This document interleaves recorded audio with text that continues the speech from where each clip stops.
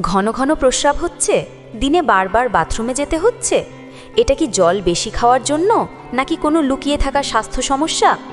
আজকের ভিডিওতে জানবো ঘন ঘন মূত্র হওয়ার 4টা প্রধান কারণ, সাথে কোন কোন লক্ষণ দেখলে ডাক্তার দেখানো জরুরি।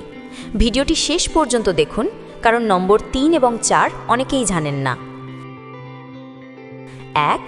ডায়াবেটিস বা রক্তে চিনি বেড়ে যাওয়া।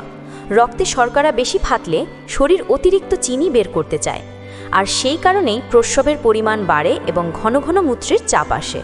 চিন্তা করার মতো লক্ষণ: অস্বাভাবিক তৃষ্ণা, বেশি খাওয়ার পরেও ওজন কমে যাওয়া, সারাদিন দুর্বল লাগা। যদি এই লক্ষণগুলোর সাথে ঘন ঘন প্রস্রাব হয় তাহলে ব্লাড সুগার টেস্ট করা খুবই জরুরি। 2. Urinary tract infection. ইউটিআই হলে মূত্রনালীতে ইনফেকশন হয় এবং খুবই ঘন ঘন মূত্রের চাপ ধরে, ইভেন কম প্রস্রাব থেকেও। লক্ষণ: প্রস্রাবের সময় জ্বালা বা পোড়া, প্রস্রাবের রং ঘোলা, পেটের নিচে ব্যথা, বেশিক্ষণ চেপে রাখা যায় না।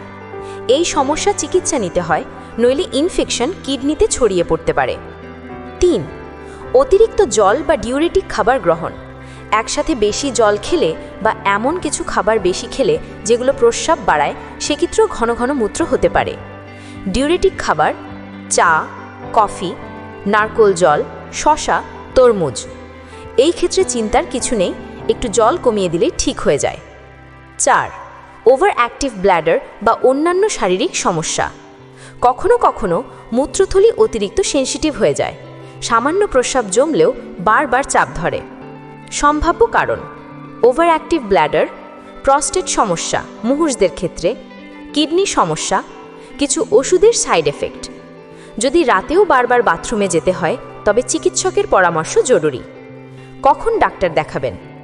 প্রস্রাবের সাথে জ্বালা, রং ঘোলা বা দুর্গন্ধ, রাতে 3-4 বার বাথরুম, অতিরিক্ত তৃষ্ণা ও দুর্বলতা, হঠাৎ ওজন কমে যাওয়া।